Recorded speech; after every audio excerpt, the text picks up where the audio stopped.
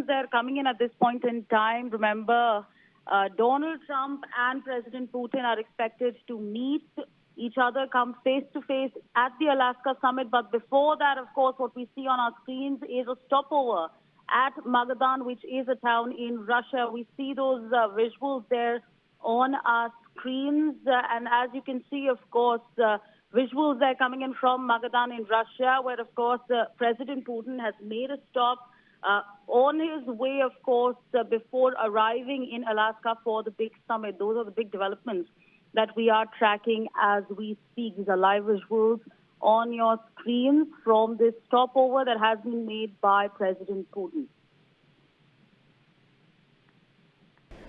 And the visuals that we are tracking at this point in time before Donald Trump and President Putin come face-to-face at the Alaska summit.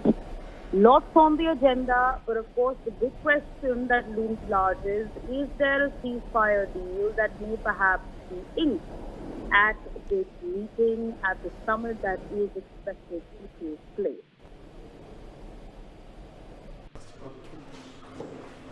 Remember, those are live visuals coming in at this point in time. President Putin has made a stopover at Magadan in Russia. So the visuals that we are tracking, live visuals coming in as we speak.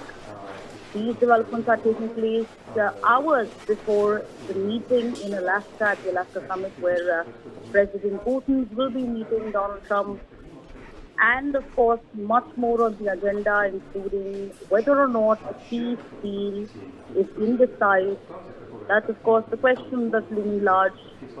All right, like I said, those are live visuals that we're tracking right now. President Putin has made a stopover in Magadan.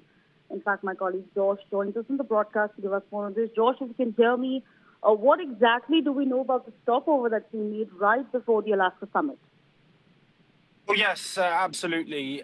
We have seen Vladimir Putin making several stops ahead of this vital summit that is taking place. Magadan is where his flight will be leaving from as he makes that short trip over to Alaska. You've gone through these live visuals. Of course, he seems very calm. It seems very colloquial. We've also seen him at a sports center with players that are participating in ice hockey, with conversations being had. This, of course, a pivotal moment for Vladimir Putin. His rhetoric around peace has been patchy at points, but Donald Trump is clearly strong in his stance. But Vladimir Putin seems calm here. He's speaking with members of the public. He's speaking, of course, in public places, including Magadan, ahead of this flight out. There's not too much of a distance between where he is right now and the airport that he will be vacating the country from. So all eyes now are on the next steps and how these diplomatic talks could impact the Russia-Ukraine conflict, but also those relations between the US and Russia. Not too much to unpack in terms of Putin's public presence, but it's interesting to see that he is choosing this opportunity to meet with people ahead of such a pivotal moment for European security, but also geopolitical stability. All right, absolutely, Josh. Thank you so much for joining us on the broadcast, sharing all those details with us. We will, of course, keep our eyes peeled for that meeting that's going to take place in a couple of hours. But for now, we slip into a very short break. Thanks for watching.